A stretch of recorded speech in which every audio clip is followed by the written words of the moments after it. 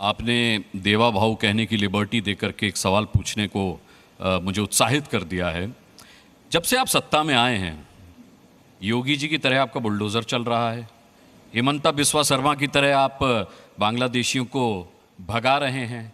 मतलब आत्ता माजी सटकली स्टाइल में जिस तरीके से आप चुन चुन करके धर पकड़ करके बाहर निकाल रहे हैं, देवा भाऊ ये बदला तो नहीं ले रहे हैं वोट जिहाद का किसी से आप?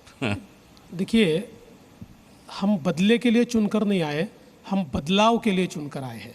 हमको बदलाव लाना है और ये बदलाव हर क्षेत्र में लाना पड़ेगा।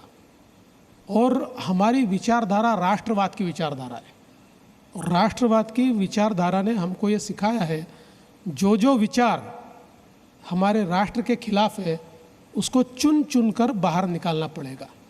बाकी जो राष्ट्रीय विचारों से प्रेरित होकर काम करते हैं, किसी भी जाति के हो, किसी भी धर्म के हो, किसी भी पंथ के हो और कोई भी भाषा बोलने वाले हो, उनका स्वागत ही है, उनको कोई तकलीफ नहीं होगी।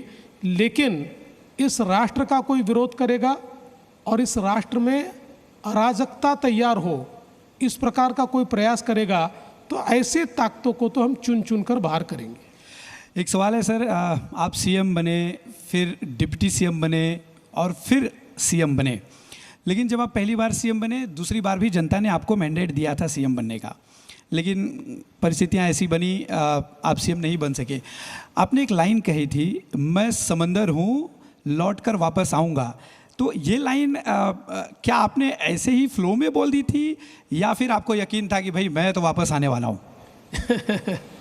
देखिए, वो तो मेरा जवाब था। जिस समय पूरी मेजॉरिटी मिलने के बाद मुझे मुख्यमंत्री नहीं बनने दिया गया और जो कुछ हुआ महाराष्ट्र ने देखा और हमारी विधानसभा में उसके बाद एक डिबेट हुआ और उस डिबेट में जो उस समय के रूलिंग पार्टी के सारे नेता थे, वे सारे नेता एक प्रकार से मुझे चिढ़ा भी रहे थे, अपमानित भी कर रहे थे कि कैसे आपको बाजू रख दिया, आप ज़िंदगी में वापस नहीं आ सकते पुनः यहीं पे। तो पूरा एक तरह से मुझे जब सब लोग मिलकर टारगेट कर रहे थे, तो मैंने उनको जवाब दिया था कि मेरे किनारे पर घर मत बसा लेना, मैं समंदर हूँ, लौट कर ज़रूर आऊँगा।